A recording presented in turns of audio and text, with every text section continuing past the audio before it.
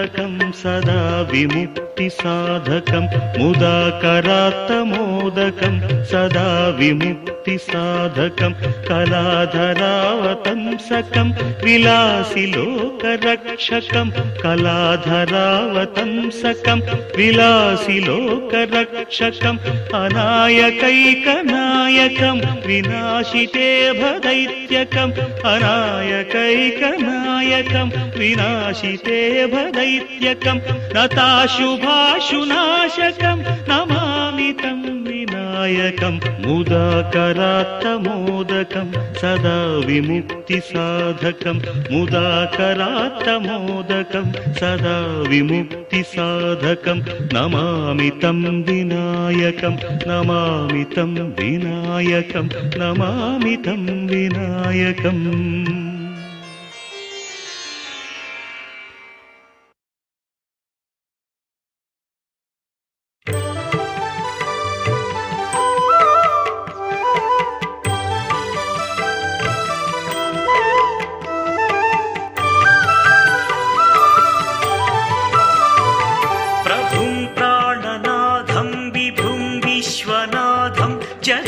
जगन्नाथनाथं सदानन्दभाजम् भवद्भव्यभूतेश्वरं भूतनाथं शिवं शङ्करं शम्भुमीशानमीडे गळेरुण्डमालं तनौ सर्पजालं महाकालकालं गणेशादिपालम् जटाजूटगङ्गोत्तरं गैर्विशिष्यं शिवं शङ्करं शम्भुमीशानमीडे मुदामाकरं मण्डनं मण्डयन्तं महामण्डलं भस्मभूषाधरन्तम् अनादिं ह्यपारं महामोहमारं शिवं शङ्करं शम्भुमीशानमीडे वटाधो निवासं महाट्टाट्टहासं महापापनाशं सदा सुप्रकाशम्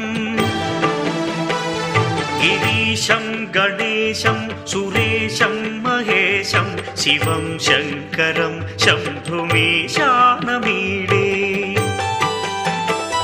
गिरीन्द्रात्मजा सङ्गृहीतार्धदेहं गिरौ संस्थितं सर्वदा पन्नगेहम्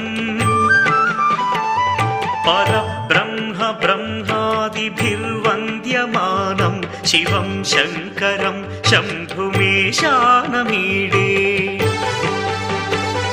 कपालं त्रिशूलं कराभ्यां दधानं पदाम्भोजनं राय कामं दधानं बलिवर्धयानं सुराणां प्रधानं शिवं शङ्करं शम्भुमीशानमीडे शरच्चन्द्रगात्रं गणानन्दपात्रं त्रिनेत्रं पवित्रं धनेशस्य मित्रम् अपर्णाकळत्रं सदा सच्चरित्रं शिवं शङ्करं शम्भुमीशानमीडे